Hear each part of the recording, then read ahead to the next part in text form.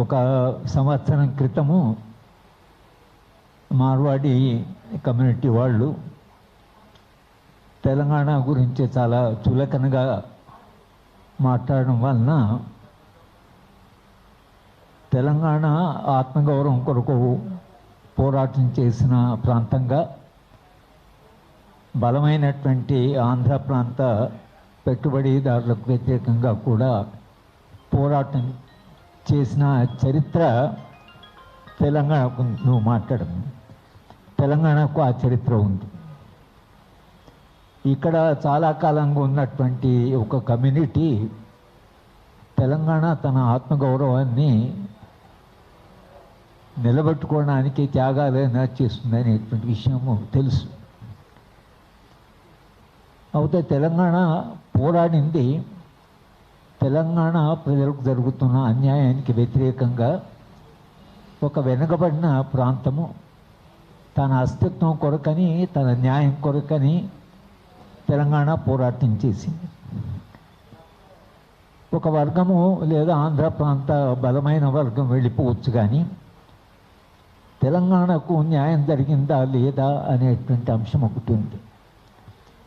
వెనుకబడిన ప్రాంతాలకు లేదా వెనుకబడిన రాష్ట్రాల్లో, చాలా రాష్ట్రాల్లో ముఖ్యంగా వ్యవసాయ రంగంలో వ్యవసాయాన్ని కాపాడుకోవడం కొరకని వేరే వాళ్ళు, వేరే ప్రాంతాల వాళ్ళు కానీ వేరే రాష్ట్రాల వాళ్ళు కానీ అక్కడ భూములు కొనడానికి వీల్లేదు అనేటువంటి చట్టాలు ఉన్నాయి దేశవ్యాప్తంగా.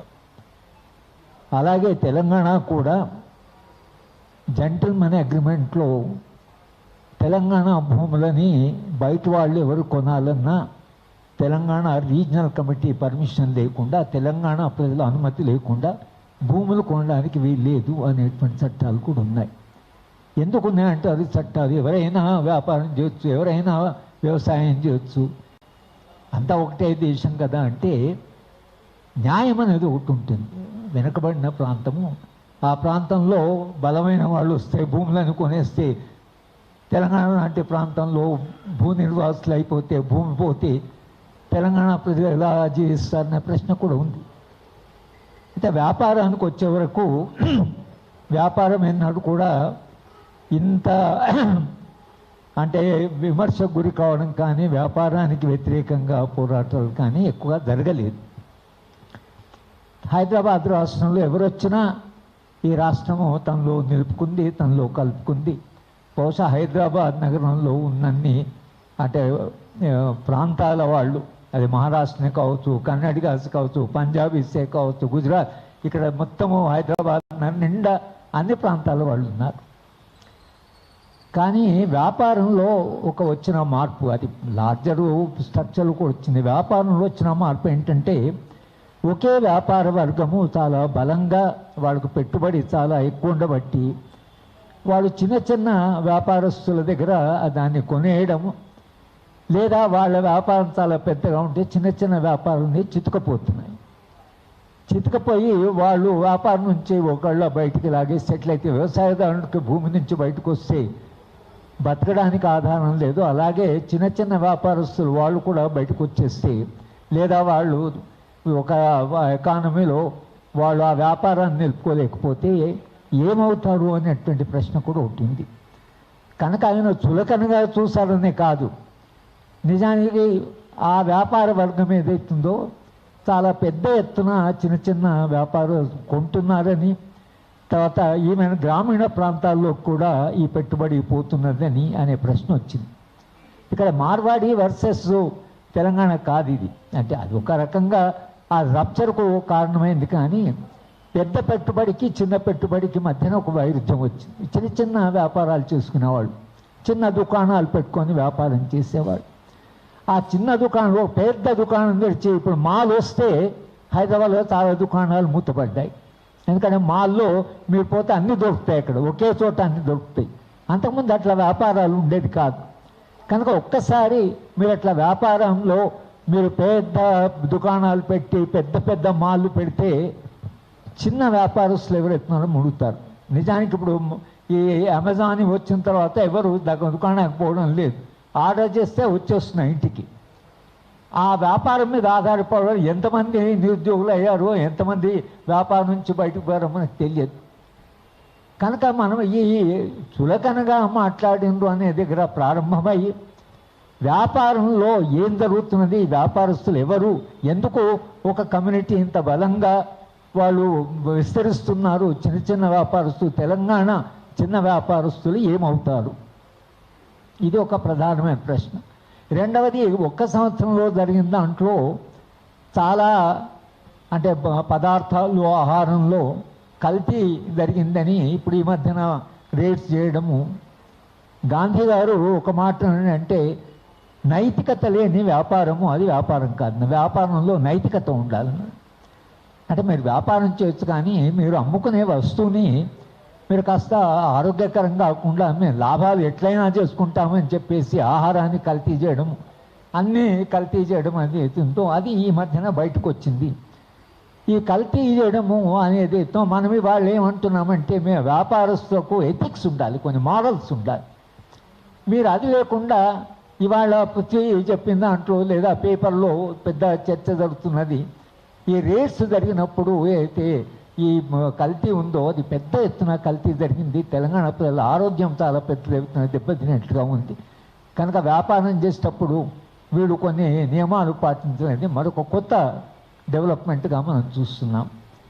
కనుక ఇవాళ తెలంగాణ ప్రజలు కోరుకుంటే ఏంటంటే, అయ్యా చిన్న చిన్న వ్యాపారస్తులు మునిగిపోతే ఒక పెద్ద ఎత్తున ఆల్రెడీ అన్ఎంప్లాయ్మెంట్ ఉంది, పెద్ద ఎత్తున నిరుద్యోగం ఉంది.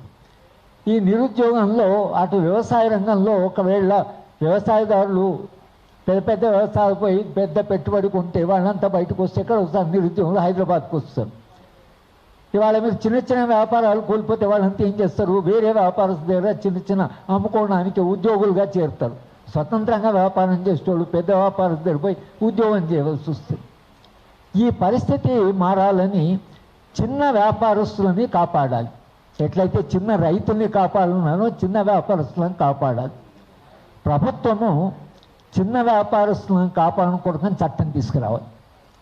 పెద్దగా డబ్బు ఉన్నవాడు, పెద్ద పెట్టుబడి ఉన్నవాడు వెళ్ళి చిన్న చిన్న వాళ్ళని కొని వాళ్ళందరినీ పాపం దుకాణం వాళ్ళు బయటకు పోతే పరిస్థితి చాలా దారుణంగా ఉంటుంది. తెలంగాణ కొట్లాడిన దీని కొరకు కాదు, తెలంగాణలో చిన్న వ్యాపారస్తున్నా చిన్న రైతైనా, తెలంగాణలో చదువుకున్న విద్యార్థులకైనా తెలంగాణలో అవకాశాలు ఉండాలి.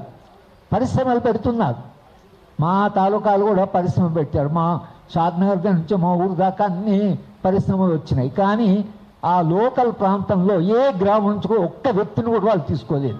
అంతా బిహారీసు, మార్వాడీసు, తర్వాత ఈ అస్సాం వాళ్ళు, ఒరిస్సా అందరూ వచ్చారు, లేబర్ అంతా వచ్చారు. మా చెల్లె స్కూల్ నడుపుతుంది, ఇప్పుడంతా ఆమె స్కూల్ నిండా వాళ్ళే బీహార్ పిల్లలు, అస్సాం పిల్లలు, ఒరిస్సా పిల్లలు వీళ్ళు వచ్చారు. అంతా హిందీ మాట్లాడేవాడు. ఆమె మా పిల్లలు మొత్తం మా స్కూల్ కాంపిటీషనే మారిపోయింది. అంటే మీరు ఇక్కడ వాళ్ళకు పనికిరారా, అంటే ఇక్కడి వాళ్ళు మీరు ఉద్యోగాలు ఇవ్వరా, కనీసం 30% అయినా లోకల్ వాళ్ళంటే జీరో, ఒక్కని తీసుకోలేదు. అంటే మీరు పరిశ్రమలు పెట్టినా తెలంగాణ వాళ్ళు పనికిరారు, వ్యాపారంలో మీరు పనికిరారు, వ్యవసాయ రంగంలో దెబ్బతింటే తెలంగాణ భవిష్యత్తు ఏమిటి అనే ప్రశ్న మన ముందున్నది వాళ్ళు. అందుకని ఈ పెద్ద వ్యాపారస్తులు ఎవరెత్తున్నారో నాయన మీ లాభం మీరు ఏం చేసుకున్నా కూడా చిన్న వ్యాపారస్తులని కొనడం కానీ లేదా వాళ్ళని మొత్తంగా నువ్వు పెద్ద దుకాణం బట్టి వాళ్ళని పూర్తిగా అన్యాయం చేయడం కానీ, అది ట్రేడింగ్ అనేది వ్యాపారం ఎంతో పెద్ద ఎత్తున ఎంప్లాయ్మెంట్ ఉంటుంది. దేశవ్యాప్తంగా ట్రేడింగ్ చూస్తే ట్రేడింగ్లో పెద్ద ఎత్తున ఎంప్లాయ్మెంట్ ఉంటుంది, చాలామంది దాంట్లో తీసుకుంటారు.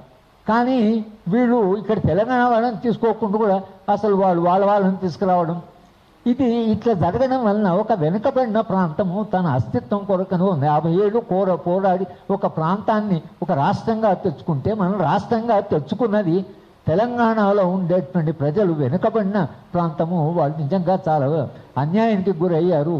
మనకంటూ రాష్ట్రం వస్తే మనకు ఒక రక్షణ ఉంటుంది, మన వాళ్ళకి అవకాశాలు ఉంటాయి, మన వాళ్ళకు వ్యాపారంలో రాజ్యం సపోర్ట్ ఉంటుంది, మన వాళ్ళకు నీళ్లు కావాల్సిన నీళ్లు వ్యవసాయానికి వస్తాయి.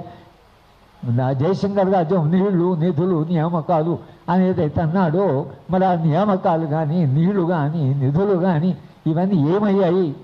ఇవాళ ఎందుకు ఒక కమ్యూనిటీ తెలంగాణ గురించి అలా మాట్లాడడం కానీ, ఈ చిన్న చిన్న వ్యాపారస్తులు దెబ్బతినడం కానీ, లేకపోతే ఆహారంలో కల్తీ చేయడం కానీ, ఇవన్నీ కూడా తెలంగాణ ప్రజలు గమనిస్తున్నారు.